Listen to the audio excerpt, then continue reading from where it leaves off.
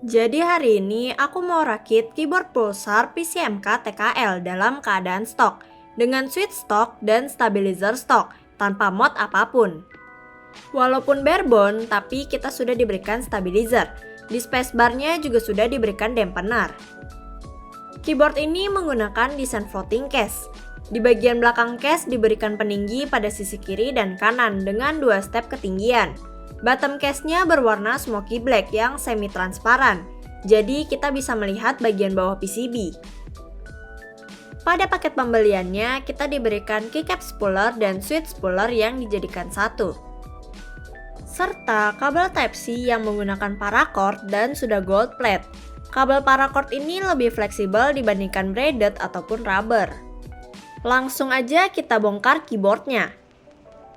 Kalian tinggal membuka baut pada bagian plate untuk memisahkan case dan PCB. Di bagian bawah PCB pun terdapat baut untuk menyatukan PCB dan plate.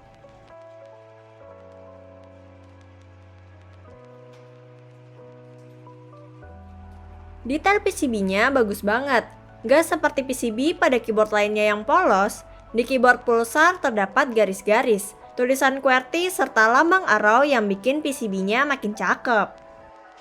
Diberikan silikon dampener juga, jadi kalian gak perlu beli platform lagi. Silikon dampenernya pun berwarna merah, cocok dipadukan dengan keyboardnya yang berwarna hitam. Di silikon dampenernya juga diberikan tulisan pulsar dan logo dari pulsar. Bener-bener diperhatiin deh detailnya. Sekarang kita bongkar stabilizernya. Stabilizernya sudah pre-loop, harusnya sih aman dari rattle. Kalau kalian mau loop ulang boleh saja, tapi untuk tes aku akan menggunakan stok stabilizer.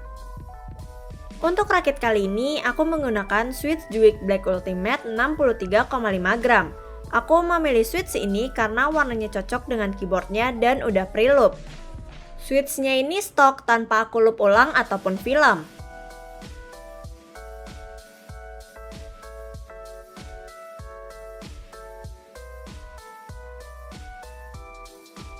Keycaps-nya aku menggunakan pulsar low profile. Bahannya sudah PBT dan sudah double shoot. Keycaps ini juga memiliki Korean root yang menambah estetika. Setelah semua keycaps terpasang, kita coba nyalakan LED pada keyboardnya. Karena keycaps pulsar low profile tembus LED, jadi LED-nya bisa terlihat jelas. Dan dalam kondisi low light pun gak ada bleeding. Langsung aja kita typing test.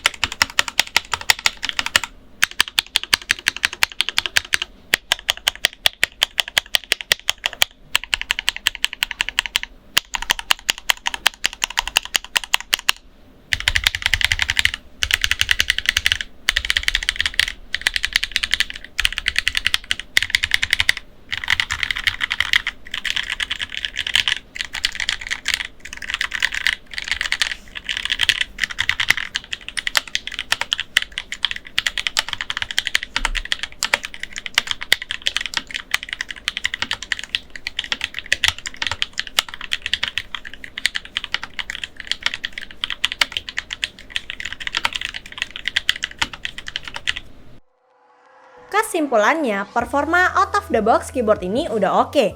Kita nggak perlu banyak melakukan mod, karena saat tes pun aku menggunakan switch serta stabilizer stok. Dan kita bisa dengar sendiri, sound profile-nya udah oke, nggak ada hollow ataupun pinging. Cuma kalau keyboard ini menggunakan PCB soft facing pasti lebih mantap. Dan aku rasa stabilizer pada spacebar-nya ini perlu ditune ulang, supaya lebih maksimal. Untuk keycaps-nya aku rasa pilihan warnanya terlalu basic. Kalau pulsar bisa kasih pilihan warna yang variatif, mungkin lebih menarik. Oke, itu aja dari aku. Jika kalian punya pertanyaan atau kritik dan saran, bisa kalian tinggalkan di kolom komentar. Aku Vainila, terima kasih.